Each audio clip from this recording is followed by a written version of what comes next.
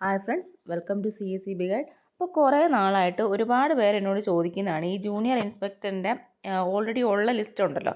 അപ്പോൾ എക്സാം എഴുതാൻ പോകുന്നു, അതിന് മുന്നേ നമ്മുടെ ഒരു ലിസ്റ്റ് ക്യാൻസലാവും. അപ്പോൾ ആ ഒരു ലിസ്റ്റിൻ്റെ അവസ്ഥ എന്താണ്, അതെങ്ങനെയാണ്, എത്ര പേർക്ക് എങ്ങനെയൊക്കെയാണ് അപ്പോയിൻമെൻറ്റ് കിട്ടിയിട്ടുള്ളതെന്ന് കുറേ പേരെന്നോട് ചോദിച്ചിട്ടുണ്ട്. അപ്പോൾ നമ്മുടെ തൊഴിൽ വീതിയിൽ ലേറ്റസ്റ്റ് ആയിട്ട് വന്നിട്ടുള്ളൊരു ചെറിയ ന്യൂസാണിത്.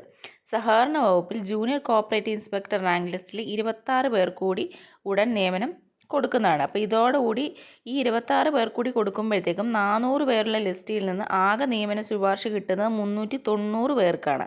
അപ്പോൾ അത്രയും ആൾക്കാരെയും എന്ത് ചെയ്തിട്ടുണ്ട്, ഈ ലിസ്റ്റിൽ നിന്ന് എടുക്കുന്നുണ്ട്. ഇനി നിയമന നില എങ്ങനെയാണെന്ന് ചോദിച്ചാൽ, ഓപ്പൺ മെറിറ്റിൽ നിന്ന് 297, ഈഴവ 301, SC സപ്ലിമെൻ്ററിയിൽ നിന്ന് 22, ST സപ്ലിമെൻ്ററിയിൽ നിന്ന് 7, മുസ്ലിം സപ്ലിമെൻ്ററിയിൽ നിന്ന് 3, LC AI സപ്ലിമെൻ്ററിയിൽ നിന്ന് 3, OBC 314, അതിൽ വിശ്വകർമ്മ 370, SIUC നടാർ സപ്ലിമെൻ്ററിയിൽ നിന്ന് 2, SC supplementary 3, Dheevara 296, Hindu Nadar 385, ഭിന്നശേഷിക്കാരിൽ LV7, HI 20, LD CP 3. അപ്പോൾ ഇത്രയാണ് ഇതുവരെയുള്ള നിയമന നില. അപ്പോൾ അതിൽ നിന്ന് 390 പേര് എന്ത് ചെയ്തിട്ടുണ്ട്, ഈ ഒരു 26 പേരെ കൂടി എടുക്കുമ്പോഴത്തേക്കും ലിസ്റ്റിൽ നിന്ന് അപ്പോയിൻമെൻറ്റ് ചെയ്തിട്ടുണ്ട്.